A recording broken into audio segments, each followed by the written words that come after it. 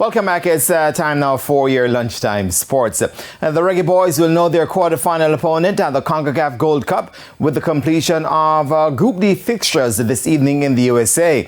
Jamaica finished second in Group A on 7 points, the same as the USA, who topped the group on goal difference. The Jamaicans will know their fate when the winner of Group D is decided, and that group is being led by Guadeloupe on goal difference, ahead of Guatemala, who are also on 4 points. The two will meet this afternoon at 5:30 in a crucial top-of-the-table clash. Canada, who are on 2 points, are also still in with a chance of advancing from the group. The final placings in Group C will also be decided today, with leaders Panama facing El Salvador and Costa Rica meeting Martinique. The quarterfinals will kick off on Saturday. The Reggae Boyz will face their opponent on Sunday.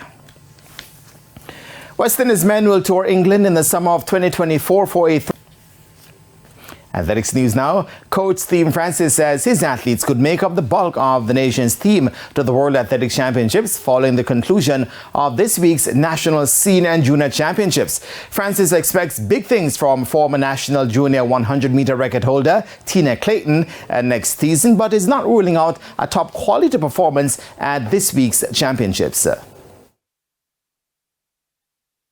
Doing well, and I think she will do a lot better next season.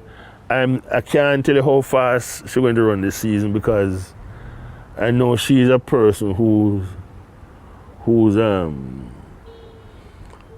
mentality changes when she's in a race. Right?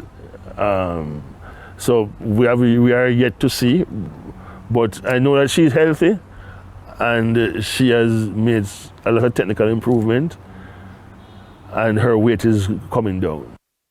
Francis also had high praises for Tina's twin, Tia Clayton, who he says is looking better and better with every race. I think the surprise package, and because she has improved a whole lot, and it will be an interesting tussle between them, and to see if both of them can do very, very well.